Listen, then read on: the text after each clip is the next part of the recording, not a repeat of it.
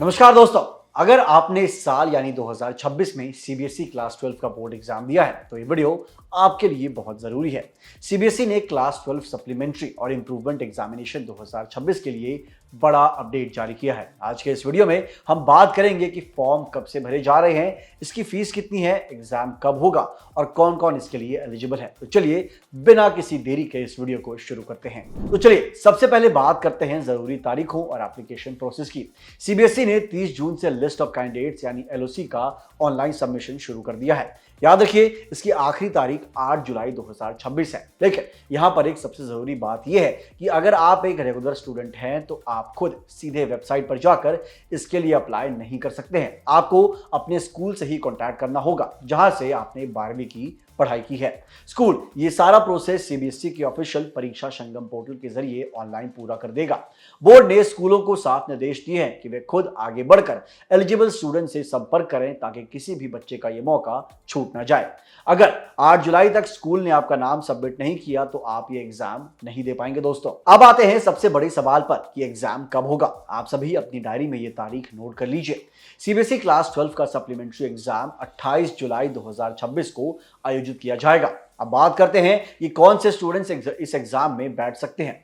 Board के मुताबिक 3 categories के स्टूडेंट्स इसके लिए एलिजिबल हैं। पहले वे स्टूडेंट्स जिन्हें 2026 के मेन बोर्ड एग्जाम में कंपार्टमेंट मिली है और ये उनका पहला कंपार्टमेंट चांस है। दूसरे वो स्टूडेंट्स जो मेन एग्जाम में सब्जेक्ट रिप्लेसमेंट के बाद पास तो हो गए पर अब अपना परफॉर्मेंस और बेहतर यानी इंप्रूव करना चाहते हैं। और तीसरे वे स्टूडेंट जो क्लास 12 पार कर चुके हैं लेकिन किसी एक सब्जेक्ट में अपना स्कोर बढ़ाना चाहते हैं, वे भी इंप्रूवमेंट के लिए अप्लाई कर सकते हैं बेशर्ते वे सब्जेक्ट सीबीएसई के लिस्ट में शामिल हो। अब आगे बढ़ते हुए एलिजिबिलिटी को थोड़ा और बारीकी से समझ लेते हैं ताकि कोई कंफ्यूजन ना रहे। जो रेगुलर स्टूडेंट कंपार्टमेंट कैटेगरी में है वो सिर्फ उसी एक सब्जेक्ट का एग्जाम दे सकता है जिसमें उनकी कंपार्टमेंट आई है। अगर कोई स्टूडेंट 6 सब्जेक्ट के साथ एग्जाम में बैठा था और इसकी 2 सब्जेक्ट में कंपार्टमेंट आई है तो उसके पास ये ऑप्शन है कि वे उन दोनों में से किसी भी एक सब्जेक्ट को सप्लीमेंट्री एग्जाम में चुन सकता है। इसके अलावा अगर किसी स्टूडेंट ने 6 सब्जेक्ट लिए थे और रिप्लेसमेंट के बाद वो पास तो हो गया लेकिन किसी एक सब्जेक्ट में फेल था तो वो उस फेल हुए सब्जेक्ट में इंप्रूवमेंट ऑफ परफॉर्मेंस के लिए बैठ सकता है बेशर्ते सीबीएसई उस पेपर का एग्जाम आयोजित कर रहा हो। अब बात करते हैं सबसे जरूरी हिस्से की यानी फीस कितनी होगी। सीबीएसई ने फीस को लोकेशन के हिसाब से तय किया है और ये प्रति सब्जेक्ट के आधार पर लगेगी। अगर आपका स्कूल इंडिया में है तो 320 रुपए प्रति सब्जेक्ट है।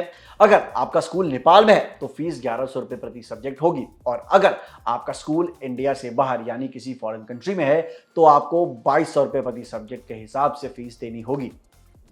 सिलेबस और सब्जेक्ट की बात करें तो सीबीएसई ने कुल 90 सब्जेक्ट्स की लिस्ट जारी की है जिसमें आप दोबारा एग्जाम या इंप्रूवमेंट के लिए अप्लाई कर सकते हैं।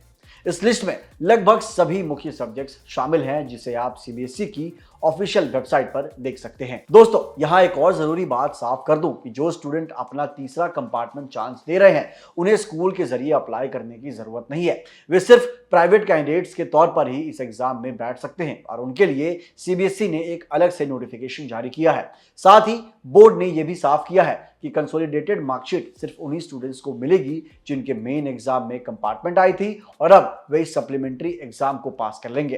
तो फिर मेरे प्यारे दोस्तों अगर आपको इंप्रूवमेंट देना है या कंपार्टमेंट क्लियर करनी है तो बिना देरी किए तुरंत अपने स्कूल से बात कीजिए। समय बहुत कम है, 8 जुलाई लास्ट डेट है और 28 जुलाई को एग्जाम होने हैं। आप सभी को एग्जाम के लिए ऑल द वेरी बेस्ट। ऐसे ही एजुकेशनल अपडेट्स के लिए इस वीडियो को लाइक और शेयर जरूर करें। मिलते हैं अगली वीडियो में।